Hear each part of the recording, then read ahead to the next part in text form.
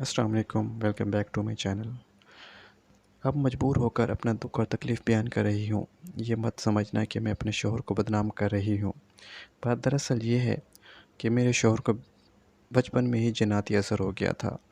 माँ बाप ने इलाज तो करवाया, लेकिन शादी के बाद वो चीज़ें मुझको डराती रहीं। फिर बच्चे हुए तो इनको भी डराया।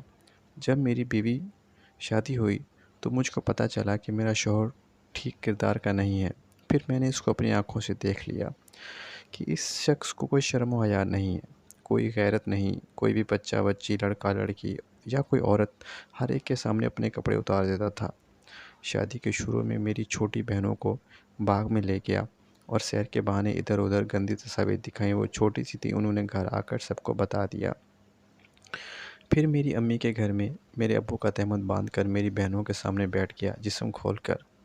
फिर एक दफ़ा निहायत गंदी तस्वीर मोबाइल पर लाकर कमरे में रख कर चला गया और मेरी छोटी बहन ने देख लिया। ये बात इसने मुझको अब बताई है, जबकि वो जवान हो चुकी है। ये कुछ ही अरसा पहले की बात है कि अम्मी के घर जाता है, पैंट की ज़िप खोल देता है तो फिर मेरी बहन को कहता है कि मुझको खोलने की आदत है, किसी से ज़िक्र मत करना। ये तो रहे मेरे मैके के हालात।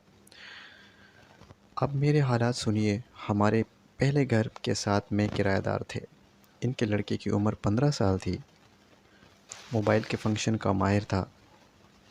मेरा शौहर मोबाइल पर मेरी तस्वीर खींचकर इसको पकड़ा देता और कहता कि इसकी सेटिंग कर दो।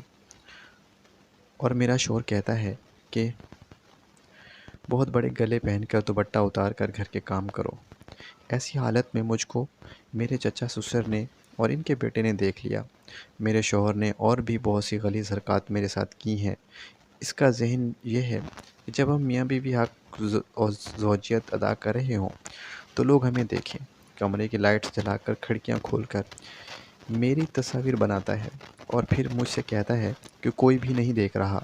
हालांकि हमारे घर के बाहर सड़क है और वहाँ हर वक्त ट्रैफिक चलती है। हमारे रिश्तेदार और किराएदार भी थे, उन्होंने भी मुझको देखा।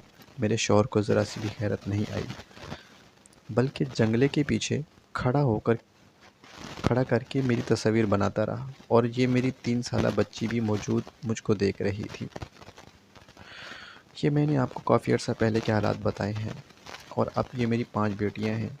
अभी भी मेरा शौहर अपनी हरकतों से बाज नहीं आया। अब से 6 माह पहले की बात सुने। मेरे ससुराल वालों ने अपने घर में अपनी बेवा फूफी को भी रखा हुआ है। इसकी सबसे बड़ी बेटी जो अब जवान हो चुकी है, सबसे जो छोटी थी, इसके साथ भी गलत हरकतें करता था। इसके सामने बरहना हो जाता था और अब भी इसकी जान नहीं छोड़ता। वैसे तो इसको अपनी बेटी कहता है। एक दिन वो अपने कपड़े तब्दील कर रही थी और मेरा शौहर इसको ऊपर से झांक रहा था। इसकी लड़की के घर वालों ने देख लिया। लड़की का बहनोई, जो कि इसका चचाजाद भाई भी है, इसके सामने इसने कुरान उठा लिया कि कसम से मैंने इसे नहीं देखा। पहले हम जिस घर में रहते थे, इनके साथ के घर में एक लड़का रहता था जिसका जिक्र मैं पीछे करा चुकी हूँ। इसके बारे में भी अब बात निकली है कि मेरा शौहर इस लड़के के साथ बुरा फील करता है। हालांकि ये बात वो लड़का है जिसके बारे में मेरे शौहर ने मुझे बताया कि तुमको नहाते हुए इस लड़के ने देखा है और जब तुम गहरी नींद सो रही थी तो ये तुमको छेड़ रहा था। मैंने अपने शौहर को कहा कि जब तुम इसको देखा तो तुमको गैरत क्यों नहीं आई, तुमने इसको कुछ क्यों नहीं कहा। ये तो खुदा जानता है कि मेरा शौहर झूठ बोलता है या सच, मगर इस लड़के ने जब एक रात मेरा शौहर घर पर नहीं था, फजर के वक्त इसने मेरी इज़्ज़त पर हाथ डाला तो मेरी आँख खुल गई। ये बात मैंने अपने शौहर को बताई। इसके बावजूद मेरा शौहर इस लड़के को घर लाता है और वो भी आधी रात को जब हम चला तो कहने लगा कि वो मुझसे सीढ़ी लेने आता है। क्या मेरे शौहर को इतनी गैरत नहीं आती? इस लड़के ने मेरी बीवी की इज़्ज़त पर हाथ डाला। और जब मेरी 5 बेटियां भी हैं, जब ये हमारे घर में रहते थे तो एक दिन मेरा शौहर इस लड़के को कमरे में लेकर गया और मुझको शक हुआ।